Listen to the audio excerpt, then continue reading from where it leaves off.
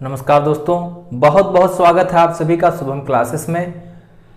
पिछले video lecture पे हम लोग बात कर रहे थे आपके एल्डिहाइड और कीटोन के रासायनिक अभिक्रियाओं के बारे में। वहां पर हम लोगों ने अपचयन पढ़ लिया था, ऑक्सीकरण पढ़ लिया था और कुछ एक रिएक्शंस और देखी थी। तो लास्ट जो हमने देखा था, लास्ट पॉइंट वो था आपका ऑक्सीकरण। तो इस वीडियो लेक्चर में दोस्तों जो रिमेनिंग आपकी केमिकल रिएक्शंस हैं, जो आपकी रिमेनिंग रासायनिक अभिक्रियाएं हैं, उनके बारे में हम लोग अध्ययन करेंगे और साथ ही साथ एल्डिहाइड और कीटोन को इस चैप्टर जो आपका टॉपिक है वो समाप्त कर लेंगे। ठीक, इसके बाद नेक्स्ट सेशन में जब भी हम लोग मिलेंगे तो आपका जो कार्बोक्सिलिक अम्ल वाला पोर्शन है उसके निर्माण की विधि और उसके जो भी रासायनिक अभिक्रियाएं हैं, जो भौतिक गुण है, उनका अध्ययन करेंगे। तो चलिए दोस्तों स्टार्ट करते हैं आज का वीडियो। आज का हमारा जो चौथा टॉपिक है रासायनिक अभिक्रिया का, वह है अल्फा हाइड्रोजन के कारण होने वाली अभिक्रिया। ठीक है, अल्फा हाइड्रोजन के कारण होने वाली अभिक्रिया। तो इसमें जो हमारा पहला बनता है वह अल्फा हाइड्रोजन, चाहे एल्डिहाइड हो अथवा कीटोन हो, तो एल्डिहाइड अथवा कीटोन के अल्फा हाइड्रोजन की अम्लता। ठीक है, पहला हमारा क्या है, एल्डिहाइड अथवा कीटोन के अल्फा हाइड्रोजन के कारण अम्लता। ठीक है, तो दोस्तों इसमें क्या होता है, जो कार्बोनिल समूह होता है, ठीक, कार्बोनिल जो यौगिक होता है, तो उससे जो जुड़ा हुआ अल्फा का हाइड्रोजन परमाणु होता है वह विभिन्न प्रकार से रिजोनेंस स्ट्रक्चर शो करता है, रिजोनेंस या अनुनाद शो करता है, जिसके कारण से क्या होता है, जिसके कारण से इसकी अम्लता जो है या जो इलेक्ट्रॉन रिपेलिंग पावर है वह बढ़ जाती है। तो अम्लता उसी पर डिपेंड करता है। बात समझ में आई? तो आइए देखते हैं किस प्रकार से यह रिजोनेटिंग स्ट्रक्चर शो करेगा। कौन? आपका चाहे एल्डिहाइड होगा अथवा कीटोन होगा। ठीक, तो जैसे हमने बताया कि कार्बोनिल समूह की बात की है। ठीक है, तो ये आपका C डबल बॉन्ड हो, ये आपका अल्फा कार्बन परमाणु, इससे जुड़ा कोई एक आपका ये हो गया हाइड्रोजन। ठीक है, क्या हो गया, ये कोई एक हाइड्रोजन इससे जुड़ा हुआ है। अब क्या करेगा, ये हाइड्रोजन अपने इलेक्ट्रॉनों को इस कार्बन को दे देगा। ठीक, और स्वयं H+ के रूप में निकल जाएगा। किसके रूप में? H+ के रूप में, और क्रिया कर लेगा किसी बेस से। ठीक है, बेस से क्या करेगा, क्रिया कर लेगा और यहां पर ये जो है Hb बना लेगा। और यहां पर अब नेक्स्ट स्टेप में क्या होगा, यह जो आपने हाइड्रोजन ने अपने इलेक्ट्रॉनों को इस कार्बन को सौंपा है, तो इस कार्बन पर नेगेटिव चार्ज जनरेट हो जाएगा। क्या जनरेट हो जाएगा? नेगेटिव चार्ज जनरेट हो जाएगा। ठीक, कुछ इस प्रकार की संरचना आपकी बनेगी। अब ये जो नेगेटिव चार्ज है, नॉन बॉन्डिंग इलेक्ट्रॉन है, यह क्या करेगा, बॉन्डिंग में पार्टिसिपेट करेगा। जब यह बॉन्डिंग में पार्टिसिपेट करेगा तो फिर दोस्तों क्या होगा, जैसे ही बॉन्डिंग में पार्टिसिपेट करेगा वैसे ही रिजोनेंस शो करेगा।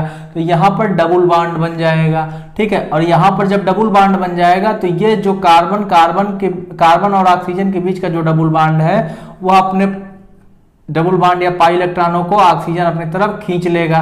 ठीक है, तो नेक्स्ट स्टेप में क्या होगा, इस कार्बन से जुड़ा ऑक्सीजन है, इस पे नेगेटिव चार्ज आ जाएगा और कार्बन के बीच में डबल बॉन्ड आ जाएगा। बात समझ में आई भैया? तो इस तरीके का कोई एक रिजोनेटिंग स्ट्रक्चर शो करता है, इसीलिए इसकी अम्लता जो होती है इससे डिसाइड होती है, चाहे कीटोन हो, चाहे आपका चाहे कीटोन हो, चाहे आपका एल्डिहाइड हो।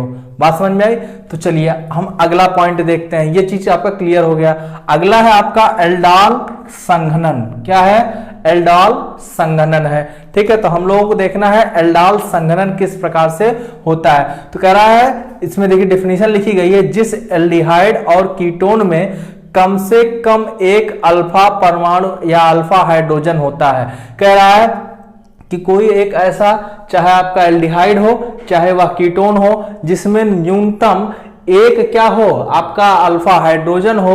ठीक है, वह तनु क्षार या डाइल्यूट क्षार की उपस्थिति में क्या करता है, क्रमशः बीटा हाइड्रोक्सी अगर एल्डिहाइड क्रिया करेगा किससे, तनु क्षार की उपस्थिति में, तो देगा बीटा हाइड्रोक्सी एल्डिहाइड। क्या देगा? बीटा हाइड्रोक्सी एल्डिहाइड देगा। यदि कीटोन क्रिया करेगा तो वो क्या देगा, बीटा हाइड्रोक्सी कीटोन देगा। तो यदि एल्डिहाइड आपका क्रिया करेगा तनु क्षार से तो वह देगा बीटा हाइड्रोक्सी एल्डिहाइड, जिसे आप लोग बोलते हैं एल्डोल। ठीक, अगर कीटोन क्रिया करेगा तनुछार से तो देगा बीटा हाइड्रोक्सी कीटोन, जिसे आप लोग बोलते हैं कीटॉल। क्या बोलते हैं? कीटॉल बोलते हैं। ठीक है, तो हमें प्राप्त होता है बीटा हाइड्रोक्सी एल्डिहाइड अथवा बीटा हाइड्रोक्सी कीटोन प्राप्त होता है। कब? जब आपका एल्डिहाइड और कीटोन, ठीक, जिसमें कम से कम एक अल्फा हाइड्रोजन परमाणु उपस्थित हो, वह क्रिया कर लेगा किसी तनु क्षार से। बात समझ में आई? तो हमें बीटा हाइड्रोक्सी एल्डिहाइड अथवा बीटा हाइड्रोक्सी कीटोन प्राप्त होता है, जिसे क्रमशः आप क्या बोलते हैं? एल्डाल बोलते हैं और कीटॉल बोलते हैं। ठीक है, तो इसे एल्डाल अभिक्रिया भी बोला जाता है। क्या बोला जाता है? इसे एल्डाल अभिक्रिया भी बोला जाता है। चलिए यह देखिए, यह है आपका कोई एक कंपाउंड CH3CHO। CH3CHO मतलब एक कार्बन, दो कार्बन, दो कार्बन, फिर आप देख रहे हैं तो जनक हाइड्रोकार्बन का नाम क्या हो गया? एथेन। एथेन आप देख रहे हैं यहाँ पे एल्डिहाइड ग्रुप जुड़ा हुआ है, एथेन -E + अल तो हो जाएगा एथेनल। ठीक है, तो यह एथेनल डाइल्यूट सोडियम हाइड्रोक्साइड की उपस्थिति में जब क्रिया करता है तो बनाता क्या है? 3 हाइड्रोक्सी ब्यूटेनल बनाता है। 1 2 3 4 कार्बन है, इसका मतलब ब्यूटेन हो गया। ब्यूटेन से एक आप क्या निकाल देंगे? ई हटा करके अल जोड़ देंगे, क्योंकि CHO समूह जुड़ा हुआ है, तो हो जाएगा ब्यूटेनल। ठीक है, क्या हो जाएगा? ब्यूटेनल। अब 1 2 3, क्योंकि हमने नंबरिंग बताया कि जहां पर आपका एल्डिहाइड समूह जुड़ा रहेगा उसी तरफ से नंबरिंग स्टार्ट करेंगे। तो 1 2 3, तीसरे कार्बन पर आपका OH समूह जुड़ा हुआ है, जिसे आप हाइड्रोक्सी समूह बोलते हैं, तो 3 हाइड्रोक्सी ब्यूटेनल आपको प्राप्त हो गया। कब? जब आपका एथेनल NaOH डाइल्यूट NaOH से क्रिया करता है। ठीक है, इसको फर्दर हम लोग हीट करते हैं, तो जब हीट करेंगे तो इसमें से जल जो है बाहर निकल जाएगा और हमें जो है एक एल्डाल संघनन उत्पाद प्राप्त होगा। ठीक है, एल्डाल संघनन उत्पाद प्राप्त होगा, जिसे आप लोग बोलते हैं ब्यूटेनल 2इन। 1 2 3 4 कार्बन का कंपाउंड है। देखिए यहां से क्या होता है, इसका जो आपका ये वाला कार्बन है, ठीक है, तो इस कार्बन का जो हाइड्रोजन है, ठीक, बीटा जो आपका जो हाइड्रोजन है, ये हाइड्रोजन क्या करता है? इसके OH के साथ क्रिया कर लेता है, तो इसका OH इसका H, अब HOH मिल जाएंगे तो H2O बन जाएगा। इसका मतलब यहां से आपका जल क्या कर जाएगा? बाहर चला जाएगा। ठीक है, तो आपको प्राप्त क्या हो जाएगा? CH3 CH double bond CH single bond CHO, CH3 CH double bond CH single bond CHO, जिसे आप लोग क्या कहते हैं? ब्यूटेनल 2इन बोलते हैं। क्या बोलते हैं? ब्यूटेनल 2इन बोलते हैं। यह क्या होता है? एल्डाल संघनन का उत्पाद होता है। क्या होता है? एल्डाल संघनन का उत्पाद होता है। बात समझ में आई? यह क्रिया कब चल रही थी? जब आपका एल्डिहाइड क्रिया कर रहा था किसी तनुछार के साथ। वहीं पर जब आपका कीटोन किसी तनुछार के साथ क्रिया करेगा, ठीक है, तो यह आपका एक कीटोन है। ठीक, अब यह कीटोन क्या कर रहा है? तनुछार के साथ क्रिया कर रहा है। जब तनुछार के साथ क्रिया किया तो यहां पर इसने कीटॉल बना लिया। जैसे आपका एल्डिहाइड क्रिया करता था तो एल्डाल बना लेता था। एल्डाल का मतलब हो गया कि एल्डिहाइड और एल्कोहल दोनों समूह जब एक ही साथ प्रेजेंट हो तो उसे एल्डाल बोलते हैं। ठीक, तो यहां पर आपका देखिए कीटोन और एल्कोहल प्रेजेंट है, इसीलिए इसको कीटॉल बोला जाता है। ठीक है, तो ये एक कंपाउंड बन गया, जिसको आप नाम देते हैं 4 हाइड्रोक्सी। देखिए 1 2 3 4, क्यों नंबरिंग उधर से करते हैं जिधर से कीटोन वाले समूह को न्यूनतम अंक प्राप्त होता है। तो ये 1 2 3 4 पे आपका हाइड्रोक्सी है और 4 ही पे आपका मिथिल समूह जुड़ा हुआ है, इसीलिए लिखा गया 4 हाइड्रोक्सी 4 मिथिल। 5 कार्बन की आपकी चेन 1 2 3 4 5 कार्बन की चेन, इसका मतलब पेंटेन, और इसके बाद दूसरे कार्बन पर आपका ओन जुड़ा हुआ है। ठीक है, तो पेंटेन टू ओन हो गया। बात समझ में आई? तो यह आपका एक जो है कीटॉल प्राप्त हुआ। यह कीटॉल फिर क्या किया था? हीट किया जाता है, कंडेंसेशन होता है, तो इससे जो है वाटर मॉलिक्यूल बाहर निकलते हैं। जब वाटर मॉलिक्यूल बाहर निकलेगा, इसका मतलब यहां से इसका H CH2 का H और इसका OH HOH क्रिया करेंगे तो क्या बना लेगा? H2O बना लेगा। H2O आपका बाहर हो गया और बन जाएगा क्या? CH3। अब देखिए CH3 C, यहां पर CH3 हो जाएगा। अब यहां से क्या आपका डबल बॉन्ड आपका आ जाएगा, तो यहां पे आपका डबल बॉन्ड देखिए आ गया। फिर नेक्स्ट है अब देखिए एक H यहां से निकल गया, जिसका मतलब CH ही तो बचेगा, तो CH बच गया यहां पर। अब इसके बाद आपका C double bond O CH3, C double bond O CH3, जिसे आप लोग बोलते हैं 4 मेथिल। 1 2 3 4 4 कार्बन पर सिर्फ एक मेथिल समूह जुड़ा हुआ, इसलिए 4 मेथिल पेंटेन। और तीसरे पोजीशन पर डबल बॉन्ड है कार्बन कार्बन के बीच में, इसलिए इन लगा दिया गया। दूसरे कार्बन पर आपका ओन या कीटोन समूह जुड़ा, इसलिए 2 ओन हो गया। तो 4 मेथिल पेंटेन 3 इन 2 ओन हो गया। ठीक है, यह कब होता है? यह जब आपका कीटोन क्रिया करेगा तो कीटाल बना लेगा। ठीक है, तो यह भी क्या है? एक एल्डाल संघनन का या कीटाल संघनन का उत्पाद है। बात समझ में आई? तो हमने आपको पहले ही बता दिया था, जैसे परिभाषा में ही लिखा दिया गया है कि एल्डिहाइड और कीटोन क्या करते हैं, जिसमें कम से कम एक अल्फा हाइड्रोजन परमाणु उपस्थित हो, वह क्या करेगा? तनु क्षार की उपस्थिति में क्रिया करेगा और बीटा हाइड्रॉक्सी एल्डिहाइड अथवा बीटा हाइड्रॉक्सी कीटोन, जिसे आप लोग क्रमशः एल्डाल और कीटाल बोलते हैं, उसका निर्माण करता है। ठीक है, तो अब देखिए कह रहा है उत्पाद में उपस्थित 2 समूह एल्डिहाइड व एल्कोहल के नाम से एल्डाल भी उत्पन्न होता है। देखिए एल्डाल अगर आप लिखेंगे कहां से डेराइव किया गया है? एल्डिहाइड से। कहां से? एल्डिहाइड लिखते थे आप, एल्डिहाइड, और साथ ही साथ इसमें क्या होता था? एल्कोहल होता था। ठीक है, एल्कोहल। तो यहां से एल्डाल जो है, यहां से एल्ड और यहां से हाल। ठीक है, एल्डाल तब हो गया आल। इसको इसमें जब आप लोग नाम लिखते थे तो आखिरी में आल लगाते थे ना एल्कोहल में, तो वही एल्डाल। ठीक, तो ये आपका हो गया एल्डाल। ठीक, तो यही कह रहा है कि उत्पाद में उपस्थित 2 समूह एल्डिहाइड व एल्कोहल के नाम से एल्डाल भी उत्पन्न होता है, या एल्डाल नाम जो होता है वहीं से आता है। ठीक है, एल्डाल व कीटोन जल निकालकर अल्फा बीटा असंतृप्त कार्बोनिल यौगिक देते हैं। अभी अभी आप देख ही रहे हैं अल्फा बीटा पे असंतृप्त कार्बन यौगिक दे रहे हैं। ठीक है, कब? जब ये जल अपने आप से निकाल देते हैं, चाहे एल्डाल हो चाहे कीटाल हो, जब जल निकालेगा तो alpha beta unsaturated carbonyl compound को देता है या प्रोवाइड कराता है, जो एल्डाल संघनन का उत्पाद होता है। तो ये जो आपको अनसैचुरेटेड कार्बोनिल कंपाउंड मिल रहा है, कार्बोनिल यौगिक मिल रहा है, वह क्या है? यही जो है एल्डाल संघनन का उत्पाद होता है। ठीक है, यह क्रिया एल्डाल संघनन कहलाती है। तो जो आप अब क्रिया देख रहे हैं, ये एल्डाल से एल्डाल संघनन के उत्पाद का बनना ही क्या कहलाता है? आपका एल्डाल संघनन कहलाता है। कीटोन में आपका कीटाल में आपका कीटोन और अल्कोहल समूह उपस्थित होता है, लेकिन यह सेम टू सेम एल्डिहाइड के तरीके से ही रहता है, फंक्शन करता है। इसीलिए इसको हम लोग एल्डाल कंडेंसेशन या एल्डाल संघनन ही बोलते हैं। कीटाल वाले को भी एल्डाल संघनन रिएक्शन ही कहा जाता है। बात समझ में आई भैया? तो उम्मीद करते हैं आपको इतनी चीजें समझ में आ गई होंगी। अगला है क्रॉस एल्डाल संघनन। अगला क्या है? क्रॉस एल्डाल संघनन। तो आइए देखते हैं कि आपका क्रॉस एल्डाल संघनन क्या होता है, किस प्रकार से रिएक्शन चलती है।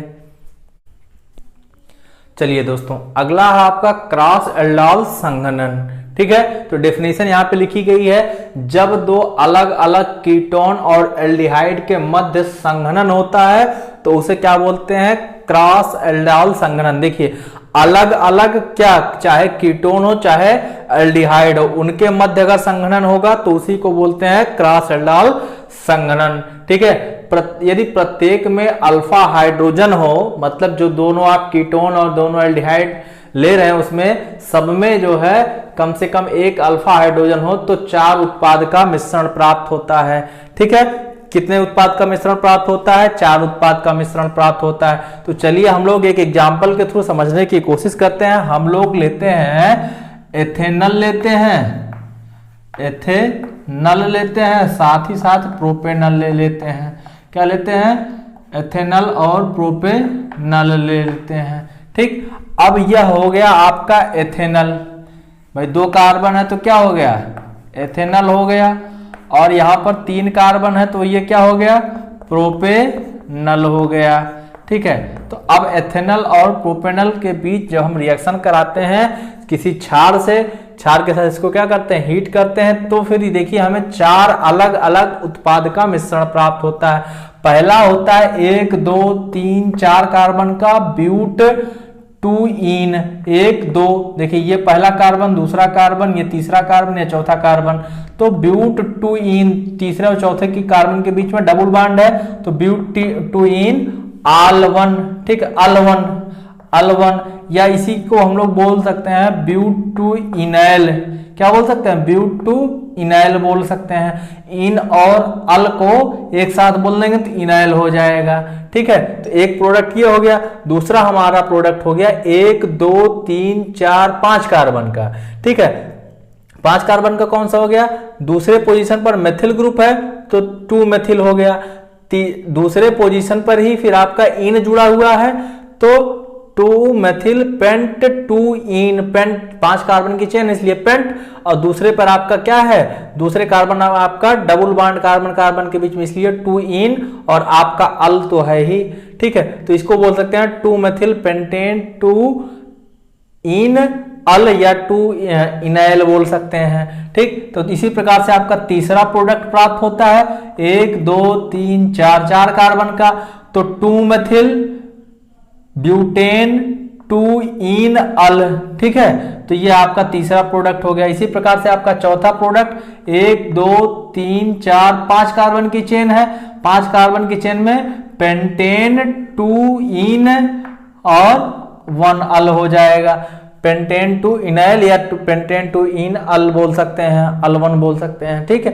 तो इस प्रकार से आपको 4 उत्पाद प्राप्त हो रहे हैं। अब ध्यान से देखिएगा, ये जो पहला वाला है वह एथेनॉल के 2 अणु से प्राप्त होगा, दूसरा वाला आपका प्रोपेनॉल के 2 अणु से प्राप्त होगा, ठीक है।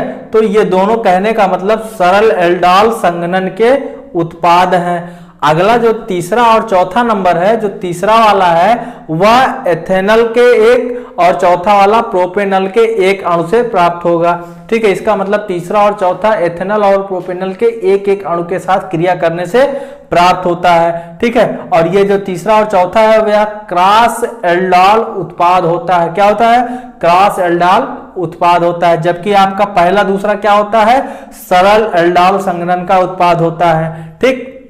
चलिए अब यहां पे एक पॉइंट नोट में दिया गया है, क्रॉस एल्डाल संघनन में कीटोन भी एक घटक के रूप में प्रयोग किया जा सकता है। कह रहा क्रॉस एल्डाल संघनन में कीटोन भी है, एक कंपोनेंट के रूप में, एक घटक के रूप में प्रयोग किया जा सकता है, ठीक है। जो आपका ये प्रयोग किया गया है, ठीक है, क्रॉस एल्डाल संघनन में एल्डिहाइड, इसके स्थान पर कीटोन भी प्रयोग किया जा सकता है, ठीक है। तो यहां पर आपको एक अलग से जो है, ये एक एल्डिहाइड है, यह एक क्या है, कीटोन है। भाई ये एक एल्डिहाइड है, यह एक क्या है, कीटोन है। तो एल्डिहाइड और कीटोन की क्रिया आपस में किसी क्षार की उपस्थिति में 293 डिग्री केल्विन पर कराई जाती है, तो हमें जो है 1,3 डाइफेनिल प्रोप 2ईन 1 प्राप्त होता है। 1,3 डाइफेनिल, देखिए 1,3 डाइफेनिल प्रोप 3ईन 1 प्राप्त होता है, जिसे आप लोग बोलते हैं बेंजैल एस्टोफिनान। यह इस अभिक्रिया का मुख्य उत्पाद होता है। बात समझ में भैया? तो उम्मीद करते हैं आपको क्रॉस एल्डाल संघनन समझ में। क्रॉस एल्डाल संघनन का मुख्य यही है, ठीक है। ये नोट वाला तो अलग है, ये नोट वाला बताएगा कि एल्डिहाइड के साथ कीटोन भी अभिक्रिया कर सकता है। वहां पे हमने आपको एल्डिहाइड का ही अभिक्रिया करके दिखाया है, ठीक है। इसी वजह से नोट में बता दिया गया क्रॉस एल्डाल संघनन में कीटोन भी एक क्या है, घटक के रूप में प्रयोग किया जा सकता है। चलिए इतनी बात उम्मीद करते हैं अभी तक आप सभी लोगों को समझ में आई होंगी। कुछ अन्य प्रकार की अभिक्रियाएं चलती हैं, जिसमें आपका कैनिजारो अभिक्रिया है, साथ ही साथ इलेक्ट्रॉन प्रतिस्थापन अभिक्रिया भी है, ठीक है। तो चलिए आइए हम लोग देखते हैं कि आपका कैनिजारो अभिक्रिया किस प्रकार से चलता है। चलिए दोस्तों, अब अन्य अभिक्रियाओं में मुख्य आपका एक बचता है कैनिजारो अभिक्रिया। तो कैनिजारो अभिक्रिया में क्या होता है, एल्डिहाइड जिसमें अल्फा हाइड्रोजन परमाणु नहीं होता है, वह कंसंट्रेट क्षार की उपस्थिति में स्वतः ऑक्सीकृत और अपचयित हो जाता है, ठीक है। कहने का मतलब एक ऐसा एल्डिहाइड जिसमें आपका अल्फा हाइड्रोजन परमाणु ना हो, वह एल्डिहाइड अभी तक आप लोग देख रहे थे कि जिसमें अल्फा हाइड्रोजन परमाणु हो वह तनु क्षार के साथ क्रिया करता था। ठीक है, अब यहां पर क्या है, जिसमें अल्फा हाइड्रोजन परमाणु ना हो, ठीक, ऐसा एल्डिहाइड सांद्र क्षार की उपस्थिति में क्या होता है, ऑक्सीकृत और अपचयित हो जाता है। ठीक है, तो इस क्रिया में एल्डिहाइड का एक अणु जो होता है वह अपचयित होकर के वह क्या करता है, अल्कोहल में अपचयित हो जाता है, तथा दूसरा अणु क्या करता है, कार्बोक्सिलिक अम्ल के लवण में ऑक्सीकृत हो जाता है। मतलब दो अणु जो है इसके भाग लेते हैं। एक अणु क्या होता है, एल्डिहाइड का अम्ल अल्कोहल में अपचयित हो जाता है, दूसरा क्या करता है कि वह कार्बोक्सिलिक अम्ल के लवण में ऑक्सीकृत हो जाता है। ठीक है, तो जैसे यहां पर दिखाया गया है कि यह एक एल्डिहाइड है जिसे आप लोग नाम देते हैं फॉर्मेल्डिहाइड। ठीक है, तो फॉर्मेल्डिहाइड के दो अणु लेते हैं, दोनों आपस में क्या करते हैं, कंसंट्रेट पोटेशियम हाइड्रोक्साइड की उपस्थिति में क्रिया करते हैं। ठीक है, इसको पोटेशियम हाइड्रोक्साइड की उपस्थिति में क्या करते हैं, गर्म करते हैं। जब गर्म किया जाएगा तो आपको पहले ही बता दिया गया है कि आपके एल्डिहाइड का एक अणु जो होता है अल्कोहल में अपचयित हो जाता है तथा दूसरा अणु क्या करता है, ऑक्सीकृत हो जाता है कार्बोक्सिलिक अम्ल के लवण में। तो यहां से HCOH जो था, मतलब HCHO जो फॉर्मेल्डिहाइड था वह अपचयित हो गया मेथेनॉल में। ठीक है, यह आपका अल्कोहल देखिए OH समूह जुड़ा हुआ तो अल्कोहल हो गया,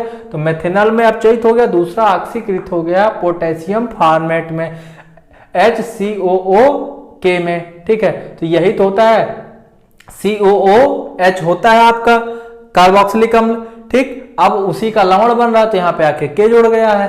ठीक है, तो इस तरीके से आप देखते हैं। साथ ही साथ जब आपका एरोमेटिक जो आपका एल्डिहाइड होगा, जिसे आप लोग बेंजल्डिहाइड बोल रहे हैं, उसके दो अणु लेंगे, उसको जो है आप कंसंट्रेट सोडियम हाइड्रोक्साइड के साथ गर्म करेंगे तो उसमें भी वही प्रोसेस होगी। एक बार जो है यह बेंजिल अल्कोहल में कन्वर्ट हो जाएगा, इसका मतलब अल्कोहल बना लिया। दोबारा क्या करेगा, दूसरा वाला पार्ट वह सोडियम बेंजोएट बना लेगा। यह क्या आपका एक जो है कार्बोक्सिलिक अम्ल का लवण होता है। ठीक है, COONA। बात समझ में आई? तो इस प्रकार से आपकी कैनिजारो अभिक्रिया चलती है। अगला है आपका इलेक्ट्रॉन रागी प्रतिस्थापन अभिक्रिया। चलिए दोस्तों, अगला आपका एक बचा हुआ है पार्ट रासायनिक अभिक्रिया का, वो क्या है, इलेक्ट्रॉन रागी प्रतिस्थापन अभिक्रिया। तो चाहे आपका एरोमेटिक एल्डिहाइड हो अथवा एरोमेटिक कीटोन हो, वह बेंजीन रिंग पर, मतलब जो बेंजीन रिंग होगा उस पर क्या करते हैं, इलेक्ट्रॉन रागी प्रतिस्थापी अभिक्रिया को प्रदर्शित करते हैं। मतलब चाहे आपका एरोमेटिक एल्डिहाइड हो चाहे एरोमेटिक कीटोन हो, वह बेंजीन रिंग पर इलेक्ट्रॉन रागी प्रतिस्थापन अभिक्रिया या इलेक्ट्रोफिलिक सब्स्टिट्यूशन रिएक्शन, जिसे आप लोग बोलते हैं इलेक्ट्रॉन रागी प्रतिस्थापन अभिक्रिया को प्रदर्शित करते हैं, जिसमें कार्बोनिल समूह क्या होता है, निष्क्रियक होता है और मेटा डायरेक्टिव होता है। इसका मतलब जो भी नया आने वाला समूह होगा, प्रतिस्थापी समूह कहां जुड़ेगा, मेटा पोजीशन पर जुड़ेगा। यह डिसाइड करने का काम कौन करता है, जो भी कार्बोनिल समूह होता है। बात समझ में आई? तो कह रहा है चाहे एरोमेटिक एल्डिहाइड हो चाहे एरोमेटिक कीटोन हो, वह बेंजीन रिंग पर क्या करता है, इलेक्ट्रॉन रागी प्रतिस्थापन अभिक्रिया को दर्शाता है। साथ ही साथ जो आपका कार्बोनिल समूह होता है निष्क्रियक होता है और जो भी आने वाला प्रतिस्थापी समूह होता है उसको डायरेक्ट करता है कि वह मेटा पोजीशन पर जाकर के जुड़ेगा। जैसे आपका यहां पर एक एरोमेटिक एल्डिहाइड है जिसे आप लोग नाम देते हैं बेंजल्डिहाइड। क्या नाम देते हैं, बेंजल्डिहाइड।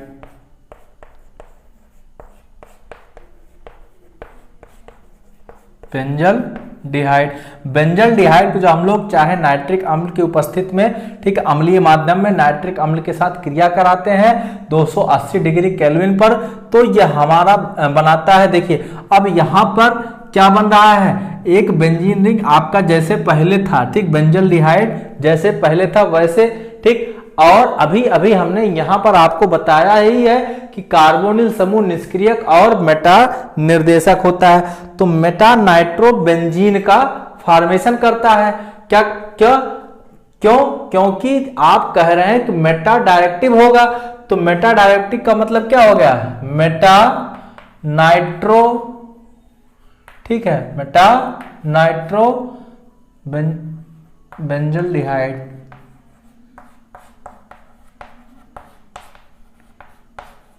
ठीक है, तो कहा जा रहा है आपका कि जो भी बेंजल्डिहाइड नाइट्रिक अम्ल के साथ, ठीक है, क्रिया करेगा अम्लीय माध्यम में 280 डिग्री केल्विन टेम्परेचर पर, तो बनाएगा मेटा नाइट्रो बेंजल्डिहाइड।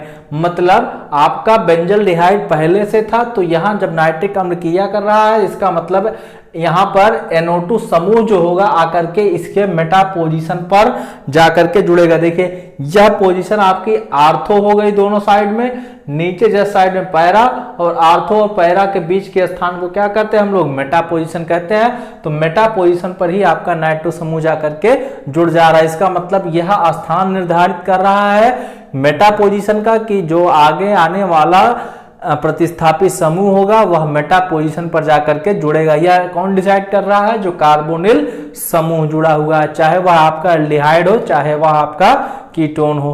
बात समझ में आई भैया? तो इस प्रकार से आपका आपका जो है एल्डिहाइड और कीटोन का रासायनिक अभिक्रिया वाला पोर्शन समाप्त होता है। अब आपका बचता है एल्डिहाइड और कीटोन का उपयोग। ठीक है भैया, तो बहुत ही छोटा सा 10 या 12 लाइन में मुश्किल से लिखा गया आपके बुक में, आप लोग इसका उपयोग पढ़ सकते हैं। बहुत इंपॉर्टेंट नहीं है, इस वजह से मैं नहीं चाह रहा हूं कि इस पे मैं आपका एक वीडियो बना करके टाइम लॉस कराऊं। तो आप लोग खुद इसको पढ़ सकते हैं। ठीक है, कहीं कहीं कभी कभार पूछा गया है एक आध नंबर में, जो मेन था इसका निर्माण विधि और रासायनिक अभिक्रिया, यही इसमें पूछा जाने वाला पोर्शन था, तो वो चीज मैंने आपको बता दिया है। तो एल्डिहाइड और कीटोन के उपयोग आप लोग स्वतः से पढ़ लीजिएगा। और नेक्स्ट सेशन में जब भी हम लोग मिलेंगे, हम लोग पढ़ेंगे कार्बोक्सिलिक अम्ल का विरचन विधि। ठीक है, कार्बोक्सिलिक अम्ल का विरचन विधि, साथ ही साथ हम लोग वहां पर उसके फिजिकल प्रॉपर्टीज के बारे में, यानी कि भौतिक गुण के बारे में अध्ययन करेंगे, और उसी में हम लोग रासायनिक अभिक्रियाओं का भी अध्ययन करेंगे। क्योंकि कार्बोक्सिलिक अम्ल का नामकरण हमने पहले से ही पढ़ रखा है, इसलिए हमें अब उसके नामकरण को पढ़ने की कोई आवश्यकता नहीं है। तो भैया, अगर आप सभी लोगों को यह वीडियो पसंद आया हो तो लाइक करें, वीडियो को अपने दोस्तों तक पहुंचाएं, और यदि आप चैनल पर नए हैं तो चैनल को सब्सक्राइब करना ना भूलें। अच्छा, एक चीज और मैं आप लोगों से कहना चाह रहा हूं, आप लोग भैया देखते तो हैं वीडियो, ठीक है, देखने के बाद कुछ बताते नहीं कि समझ में आया या नहीं आया। ठीक है, क्या कमियां रह गई हैं, क्या अभी आप लोग किस तरीके से तैयारी कर रहे हैं, क्या चीज आपका छूट रहा है। अगर कुछ छूट रहा है, कुछ नहीं समझ में आ रहा, तो उसको कमेंट बॉक्स में कमेंट करके बताइए भाई, तभी तो हमको पता चल पाएगा कि क्या चीज आपका कंप्लीट हो पा रहा है, क्या कंप्लीट नहीं हो पा रहा है, किन किन चीजों में आपको समस्या आ रही है। भाई वीडियो तो हम बना करके दे ही दे रहे हैं, और संभवतः मैं ये वादा कर रहा हूं आपसे कि इस महीने के आखिरी तक आपका ऑर्गेनिक केमिस्ट्री समाप्त कर दूंगा। ठीक है, इसके बाद हम लोग मूव करेंगे इनऑर्गेनिक केमिस्ट्री पर। नेक्स्ट मंथ में जब भी हम लोग मिलेंगे, तो नेक्स्ट मंथ में आपका इनऑर्गेनिक केमिस्ट्री स्टार्ट करेंगे। ऑर्गेनिक केमिस्ट्री का अभी आपका एक चैप्टर इसके बाद बच रहा है एमीन, और दूसरा एक आपका बायोमॉलिक्यूल है। ठीक है, तो वो दोनों चैप्टर मैं इसी महीने के लास्ट तक खत्म करने की पूरी कोशिश करूंगा। अगर बहुत ज्यादा हुआ तो 1 या 2 दिन नेक्स्ट मंथ में जाएगा, अदरवाइज इससे ज्यादा नहीं जाएगा। ठीक है, तो उम्मीद करते हैं आप लोग कमेंट करके बताएंगे। एक कोई शिवम सिंह चौहान भैया हैं, ठीक है, मैंने देखा कि आपने जो है, जब मैंने इस चैप्टर का नामकरण पढ़ाया था, तो नामकरण में आपने कुछ नाम लिखे थे, तो आपने गलत लिखा था। भैया, जब 3 कार्बन होगा तो नाम में प्रोप आ जाएगा ना। जैसे एक कार्बन पे हम मेथ बोलते हैं, 2 पे एथ, 3 पे प्रोप, 4 पे ब्यूट, 5 पे पेंट, 6 पे हेक्स, 7 पे हेट, 8 पे ऑक्ट, 9 पे नॉन, 10 पे डेक, ये बोलते हैं। तो आपने वहां पे गलती की है। पहले आप काउंट तो करिए कितने नंबर ऑफ कार्बन एटम है, इसके बाद उसका नामकरण करिए। ठीक है, तो उम्मीद करते हैं आप लोग एक बार फिर से, शिवम सिंह चौहान जी, आप एक बार पुनः जो है नामकरण वाला वीडियो देख लीजिएगा, आपको सारी चीजें क्लियर हो जाएंगी। बाकी कुछ एक दोस्तों ने हमारे सही कमेंट किया था, तो उसके लिए उनको बहुत बहुत बधाई हो। मुझे लग रहा है कि आप लोग मेहनत कर रहे हैं। यदि आपको 90% स्कोर करना है तो आप लोग लगे रहिए।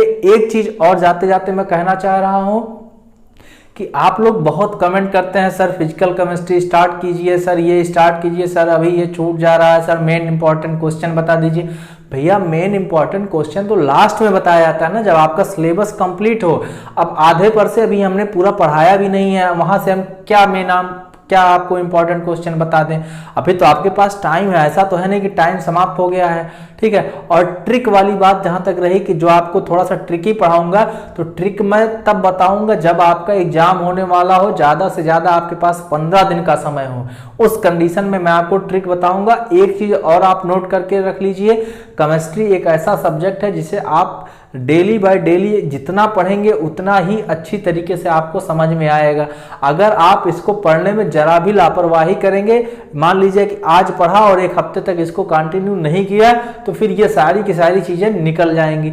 जब मैं भी पढ़ता था तो मेरे साथ भी ये सारी की सारी समस्याएं आती थी।